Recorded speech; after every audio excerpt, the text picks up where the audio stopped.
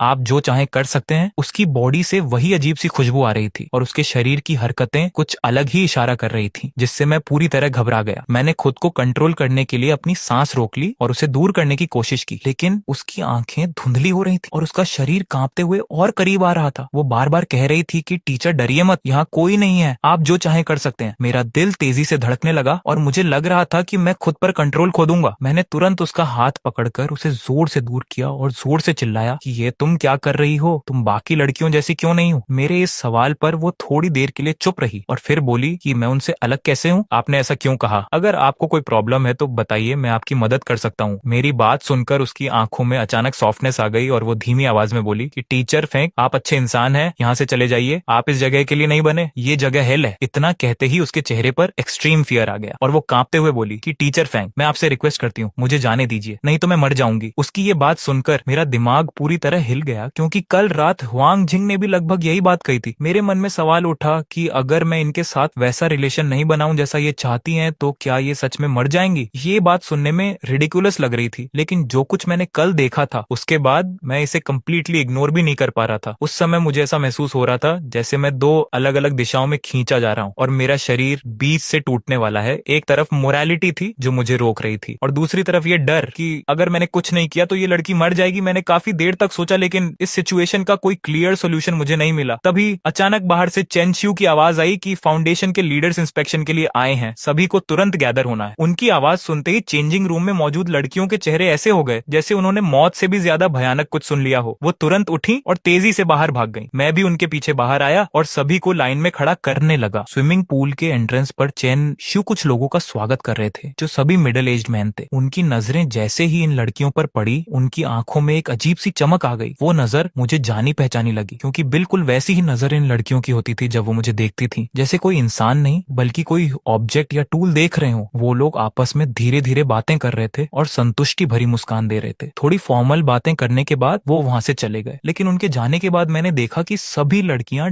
डरी हुई थी, कुछ तो कांप भी रही थी। तभी बेल बज गई और मैं जल्दी से वहां से निकलना चाहता था, लेकिन तभी वही लड़की जिसने अभी मुझसे बात की थी मेरे पास आई। उसका चेहरा अभी भी डरा हुआ था और आंखों में विनती साफ नजर आ रही थी। उसने धीरे से कहा कि टीचर, मेरा नाम वांग अनकी है। वांग अनकी जाते जाते मेरी तरफ मुड़ी और धीमी लेकिन कांपती आवाज में बोली कि टीचर, मैं आज रात आपके पास आऊंगी, प्लीज मेरी हेल्प करना। उसकी आंखों में डर साफ दिख रहा था और उसकी ये बात मेरे दिल में बैठ गई। उसे जाते हुए देखकर मुझे अंदर से बहुत अनईजी फील हुआ, क्योंकि मैं उसे बचाना चाहता था, लेकिन मेरे पास कोई क्लियर तरीका नहीं था। उस दिन आफ्टरनून में कोई क्लास नहीं थी, इसलिए लंच के बाद मैं डॉर्मेटरी वापस आ गया और पूरे समय उसी बारे में सोचता रहा। शाम होते ही मैंने डिसाइड किया कि मैं स्कूल के पीछे वाले उस मिस्टीरियस बिल्डिंग में जाऊंगा, क्योंकि अगर मुझे वहां से कुछ क्लूज मिल जाए तो शायद मैं वांग अनकी को बिना किसी गलत सिचुएशन में डाले बचा सकूं। डॉर्म से निकलने से पहले मैं बार बार विंडो से बाहर देख रहा था और मैंने नोटिस किया कि फीमेल स्टूडेंट्स कैंटीन में खाना खाने के बाद ऑर्डरली तरीके से उसी बिल्डिंग की तरफ जा रही थी। साथ ही मैंने सिक्योरिटी गार्ड्स की पेट्रोल पैटर्न भी ऑब्जर्व की। उनका पेट्रोल स्ट्रिक्ट नहीं था, बल्कि एक फिक्स्ड रूटीन में घूमते रहते थे, जिससे बीच बीच में गैप्स बन रहे थे। मैंने मौका देखकर एक कोने में छिपकर वेट किया और जैसे ही गार्ड्स आगे बढ़े मैं तेजी से अंदर घुस गया। बिल्डिंग का अंदर का स्ट्रक्चर क्लासरूम जैसा था, लेकिन सभी विंडोज मोटे कर्टन से ढकी हुई थी और अंदर से अजीब सी इको जैसी आवाजें आ रही थी। मैंने एक दरवाजे पर लिखा देखा रूम 101 और मेरा दिल अचानक भारी हो गया, जैसे मुझे कुछ समझ आने लगा हो। मैं धीरे धीरे स्टेयर्स से ऊपर चढ़ता गया और 6th फ्लोर तक पहुंच गया, जहां पूरी तरह सन्नाटा था। मैं आगे इन्वेस्टिगेट करने ही वाला था कि अचानक कॉरिडोर में तेज कदमों की आवाज गूंजने लगी। मैं घबरा गया और तुरंत पास के एक रूम में घुसकर छिप गया। उस कमरे का स्ट्रक्चर क्लासरूम जैसा था, लेकिन वहां डेस्क्स नहीं थे बल्कि आयरन कैबिनेट्स रखे हुए थे और पूरा कमरा डिम लाइट में डूबा हुआ था, जिससे एक ठंडी सिहरन मेरे शरीर में दौड़ गई। मैं एक कैबिनेट के पीछे छिप गया और अपनी सांस रोककर वेट करने लगा कि बाहर वाले लोग चले जाएं, लेकिन फुटस्टेप्स और करीब आने लगी और आखिरकार दरवाजे पर रुककर डोर खोल दिया गया। मैं पूरी तरह चुप रहा और हिलने की भी हिम्मत नहीं हुई, क्योंकि अगर मैं पकड़ा जाता तो क्या होता, ये सोचकर ही डर लग रहा था। कमरे की लाइट जलते ही हल्की रोशनी कैबिनेट के गैप से अंदर आई और उसी फ्रंट लाइट में मुझे ऐसा फील हुआ जैसे मेरे बिल्कुल पास कोई मौजूद हो। मैं धीरे से मुड़ा और सामने जांग बो की बड़ी बड़ी आंखें देख ली। मैं डर के मारे आवाज भी नहीं निकाल पाया, क्योंकि अब मुझे यकीन हो गया था कि यहाँ आने वाले लोग आसानी से वापस नहीं जा पाते। मेरा डर और बढ़ गया और मैं पूरी तरह टेंस हो गया। बाहर खड़े दो लोग आपस में धीमी आवाज में कुछ डिस्कस कर रहे थे। उनकी बातों से ऐसा लग रहा था कि वो किसी प्रोसेस की प्रेपरेशन कर रहे हैं और किसी न्यू पर्सन के बिहेवियर पे बात कर रहे थे। उन्होंने कैजुअली कहा कि जो नया आया है वो अभी तक नॉर्मल बिहेव कर रहा है, लेकिन ज्यादा समय तक ऐसा नहीं रहेगा। फिर उन्होंने हिंट दिया कि यहाँ का एनवायरमेंट एनवायरनमेंट और खास चीजें किसी को भी धीरे धीरे बदल देती हैं। उनकी बातों से मुझे ये समझ आने लगा कि इस स्कूल में जो कुछ भी हो रहा है वो एक प्लान्ड सिस्टम का हिस्सा है। मैं कैबिनेट के पीछे छिपा सब सुन रहा था और मेरी हालत खराब हो रही थी। कुछ देर बाद उनमें से एक पर्सन मेरी तरफ वाले कैबिनेट के पास आया और उसका हाथ डोर तक पहुंच गया। उस मोमेंट पर मुझे लगा कि अब सब खत्म हो गया, लेकिन तभी दूसरे ने कहा कि पहले पीछे वाले कैबिनेट्स चेक कर लेते हैं। इस पर वो व्यक्ति वहां से हट गया और मैं थोड़ी देर के लिए बच गया। मैंने धीरे से बाहर झांक कर देखा तो वो लोग किसी कवर्ड ऑब्जेक्ट को ले जाकर दूसरे साइड में रख रहे थे और रूम का माहौल और भी ज्यादा डिस्टर्बिंग लग रहा था। ये सब देखकर मेरे दिमाग में एक ही बात चल रही थी कि इस जगह पर जो कुछ भी हो रहा है वो नॉर्मल नहीं है और अगर मुझे सच जानना है तो बहुत सावधानी से आगे बढ़ना होगा। मैंने छिपकर देखा कि वे लोग उन टुकड़ों को एक बड़े काले प्लास्टिक बैग में भर रहे थे और फिर बाकी बॉडीज को भी घसीटकर उसी तरह पैक कर रहे थे। उन सभी बॉडीज को देखकर मेरे रोंगटे खड़े हो गए क्योंकि वो सभी मेल थे और उन्होंने स्कूल यूनिफॉर्म पहन रखी थी। उस मोमेंट पर मुझे समझ आया कि जांगबो अकेला नहीं था बल्कि यहाँ कई और विक्टिम्स भी थे। जब बैग भर गया तो वे लोग उसे धीरे धीरे बाहर ले गए और फुटस्टेप्स की आवाज दूर होती चली गई। कुछ सेकंड्स तक मैं वहीं जमे खड़ा रहा, फिर धीरे से कैबिनेट के पीछे से बाहर निकला और डोर खोलकर बाहर झांका। कॉरिडोर में सन्नाटा था और मुझे लगा कि अभी थोड़ी देर तक वे लोग वापस नहीं आएंगे, इसलिए ये सही मौका है और मैं बिल्डिंग के बाकी हिस्सों को एक्सप्लोर कर सकता हूँ। मैं जैसे ही स्टेयर्स की तरफ बढ़ने वाला था तभी अचानक मेरा फोन वाइब्रेट हुआ और एक मैसेज स्क्रीन पर फ्लैश हुआ। मेरा दिल जोर जोर से धड़कने लगा क्योंकि मुझे समझ नहीं आ रहा था कि इस समय मुझे मैसेज किसने भेजा है। मैं कंफ्यूजन में था कि मैसेज चेक करूं या इन्वेस्टिगेशन जारी रखूं। तभी बाहर से वांग अनकी की आवाज आई कि